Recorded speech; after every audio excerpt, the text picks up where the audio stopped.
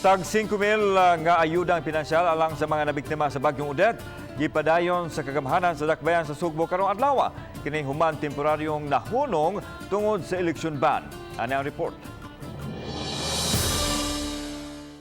Sa gymnasium sa Barangay San Roque naabtan namo kini mga tawo nga naghuwat sa ilang turno nga makakuha silang ayuda. Ang 73 anyos nga si Bobby Malipayon nga nidawat sa 5,000 pesos bisan pa man og nataod-taoran apan mapasalamaton siya nga giisip niyang grasya. Gilupad sa Bagyong Odette ang atop sa iyang balay og tungod kay nadugay ang pag-release sa kwarta, iya na lang gipaayo ang Pinoy-anan. Ang kwartang nadawat, iyang iilis sa nagamit sa pagpaayo sa balay ug mao kini ang iyahang ipalit og tambal sanglit.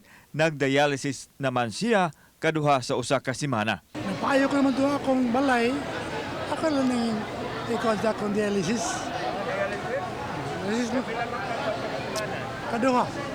Sa yun nini, gimando ni Mayor Mike Rama ang pagpanghatag sa ayuda diin gipalihok niya ang tanang kawani ug opisyal sa Cebu City Hall aron madali ang pagpangapod-apod niini.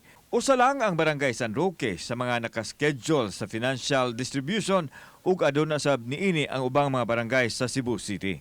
Ang ato ang mga kuanon sir almost 900, ang exact figure is 886 ka mga individual. Ganing sa San Roque lang ni barangay. Sa San Roque lang sir. Kalau isa Ginoo, since wala man gini pasagdi sa ato ang pinalanggang mayor, ang tanan nga iya mahimo, iya gigihatag sa kanang kuan sa ako ang mga residente. Kauban si Clover Lumayag, ako si Alan Domingo. Balitang Bisdak.